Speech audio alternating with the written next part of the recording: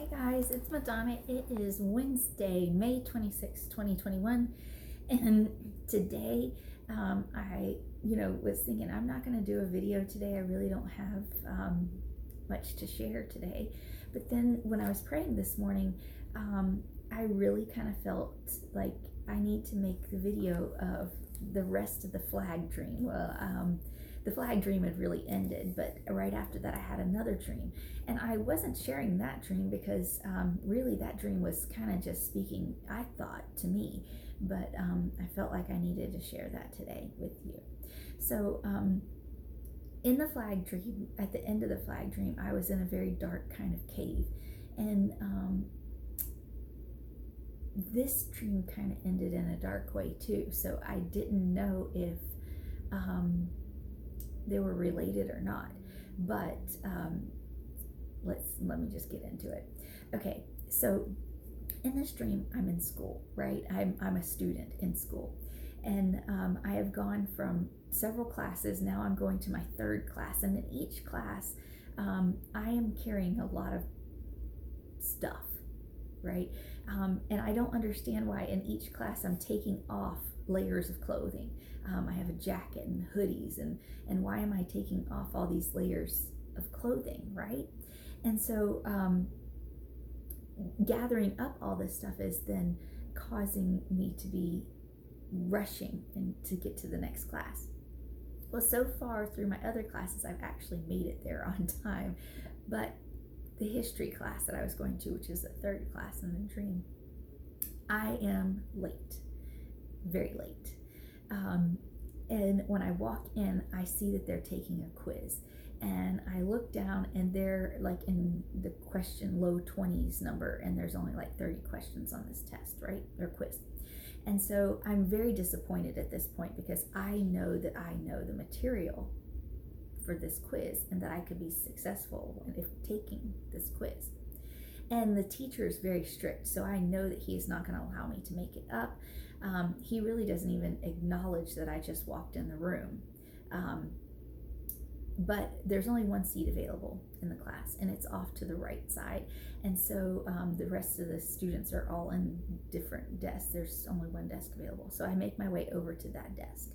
And when I get to that desk, all the students, they have all their luggage and baggage and their stuff, and it's sitting, next to their desks. And it just seems like there's a ton of it piled around the desk that I need to get into. So I'm having to move it. And then on top of the desk is a bunch of books from a bookshelf that's just on the other side of the row of desks that it's up against the wall. And so I'm having to clear that out too. And then whenever I finally get all of that cleaned up, then I am trying to get some notebook paper out of my backpack. Well, I'm so unorganized because I have just shoved everything trying to rush from one class to the next that I can't get a piece of paper in time. And now everybody's starting to pass up their quiz.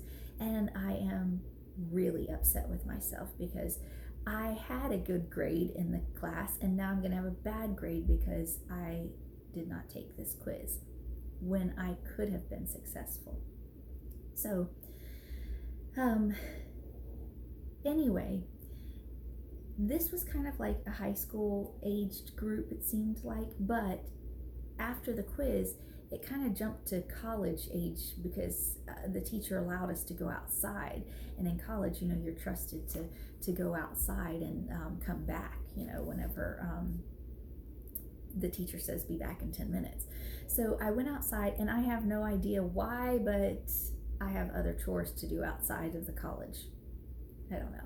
So I am carrying some really heavy extension cords, and I think what is something that trims grass.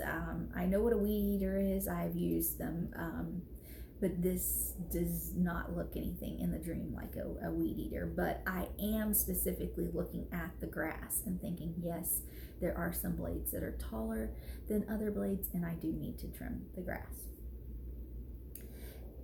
As I'm looking at that, I see another man that is a student in the class with me, and he is very upset. Not crying, frustrated, angry kind of upset. I said to him, I was like, what's wrong? And he saw that I was carrying all this stuff. He's like, you're busy. No, it's all right. No. So I put the stuff down, and I was like, no, Tom, what's going on? And he busts out in tears, and I was like, oh, that's uncomfortable. Okay, what I do? I go up to him and I give him a hug because I don't know what else to do. And in this hug, immediately, I feel very uncomfortable. It is wrong. I don't know what is wrong about it. So in my brain, I'm trying to process. Is this because this isn't Tim? This is not my better half. This is not my partner here. This is, why do I feel? And then I was like, no, that's not completely it. It just felt evil. It felt very negative, like negative energy coming from him to me. I don't know why, but I have always kind of been able to feel like if I'm watching a sad movie or something that is kind of negative, I kind of take on that feeling. So I have to be very careful and mindful of that. So I can relate to that in the dream in my personal life in that aspect too. And so I'm trying to kind of get out of this embrace, right? And so I'm looking up at him and I was like, I was late to class and I missed the quiz and I really don't want to be late coming back from the break. So why don't we talk after class? And he seemed to, be happy with that and not smiling, but okay with that.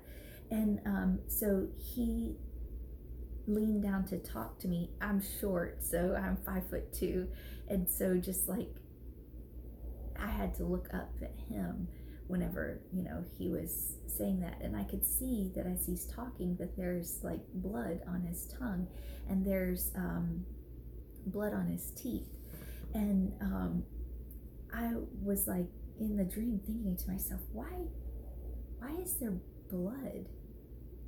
And so I'm looking and I see no injury to his tongue because I was thinking, did he bite his tongue in his anger, or I don't know.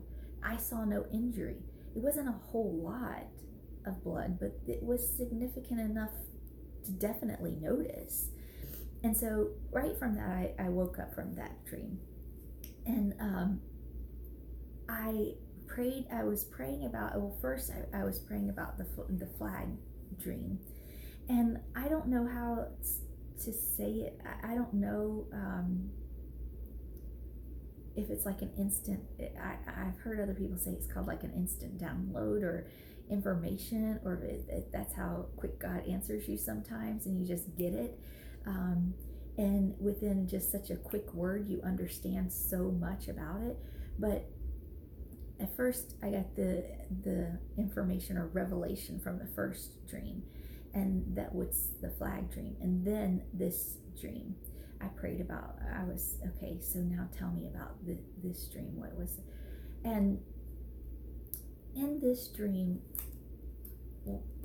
it screamed me because I live this way. From it, the interpretation from this dream is I have too much baggage. I'm trying to carry too much baggage with me along the way, and that baggage is hindering my walk with Jesus and hindering me keeping my focus on Jesus.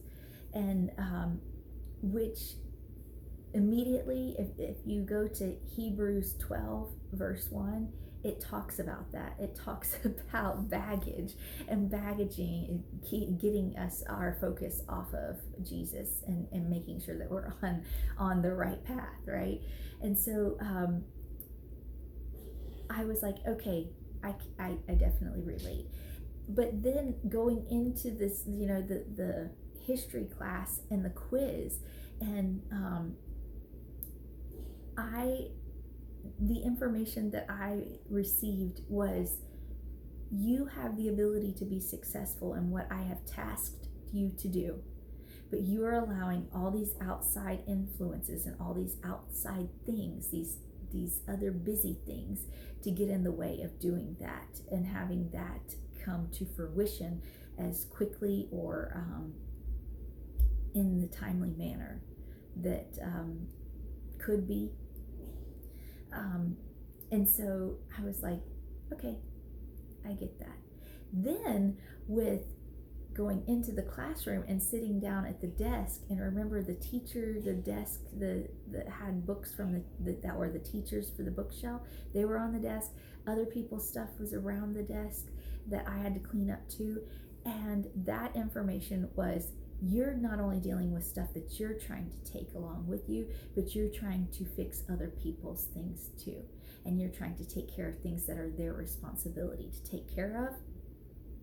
And you're doing that, which is also taking away from what you need to be focused on.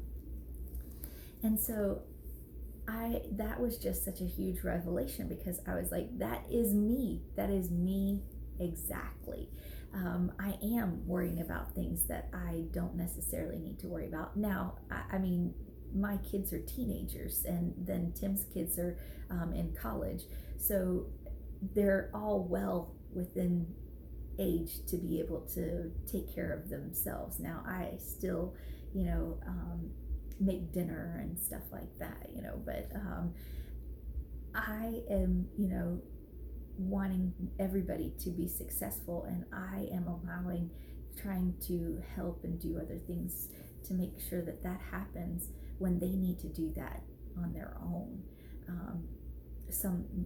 Most things on their own, and I need to be successful on my own, and in that is making sure that I am keeping my focus on Jesus, and to stop letting these other things get in my way. So I also think that the end part of the dream was to further say these things are not of God. These outside distractions are not. They have nefarious means. They're evil spirits that are around that are trying to distract you and trying to take you away. And I think that it's maybe just, I think that a lot of people can relate to, you get busy doing one thing, and then you're like, oh, let me go do this. And then that thing also has something else within it that kind of, oh man, I'm right here. Let me go ahead and refill that because it needs more soap, or it needs, I don't know, I'm just thinking, right?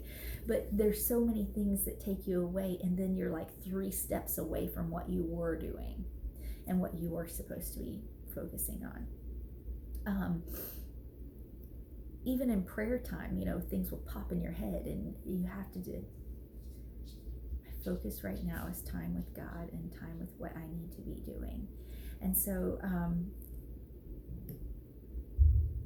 I really encourage you to take a look at what you're doing.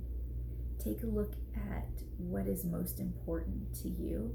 And I hope that choice is Jesus.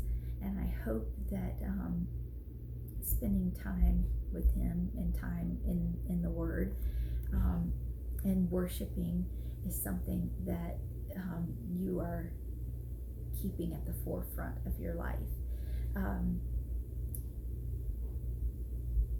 And it's amazing to me how clear things have become, not only through some downloads, dreams, how awesome is that, and how in awe I am that the God that we serve cares so much about me and wants me to be successful and right in my path, that He is reminding me along the way of things that are not of Him, and that's not where my focus needs to be. So again, I hope that this encourages you. I hope that it gives you some understanding, and I hope that even though this message was definitely something that screamed out to me, I hope that it also gives you some understanding that the God that we serve loves us so much that and sees that things of this world are really getting in our way. And not all of them are necessarily our fault, but we do have the ability to make sure that we keep our focus on him, and kind of have that understanding as this isn't really what this is about. Because God does provide for us and does make sure that we have all of our needs, that they're all met. So again, that verse is in. Let me see really quick if I can find it. So, but Hebrews, I was like, man, this is absolutely amazing. Hebrews 2, because I looked it up. I was like, what does it mean to have to say, to when there's too much stuff going on around in your life? And I was like, I cannot believe that it said it right there. Isn't that not just like how something just jumps out at you? And how things just come to be about like that. And then you go and look it up and it's right there. And not just right there, but says it, almost exactly. I love Hebrews chapter 11 too. The first verse in chapter 11 is talking about faith. And that's just something that I have just absolutely, I'm going to read that to you. It says, now faith is confidence in what we hope for and assurance about what we do not see. That is just, to me, is just absolutely powerful. But here it says in chapter 12, verse 1, therefore, since we are surrounded by such a great cloud of witnesses, let us throw off everything that hinders and the sin that so easily entangles, and let us run with perseverance the race marked out for us. Number 2, verse 2, fixing our eyes on Jesus, the pioneer and perfecter of faith. I was like, oh my gosh, so it's talking about, whenever it's saying, since we are surrounded by such a great cloud of witnesses, it's talking about people, that have gone before us and have also fought these same struggles that we're in right now, and that yet they've persevered, and they're cheering us on. They are the crowd around us cheering us on, saying, I know that you can do it. Yes, you can. I made it through, and so can you. And God will make sure that happens. And Jesus and God, they're right there beside you. They're our cheering squad. And they're there cheering you on because they want the best for us. They want the best for you too. So again, I hope this encouraged you. I hope you have a wonderful day, and go out and show some light. Be the light and show love. Let God speak through you to other people. Have a blessed day. Bye-bye.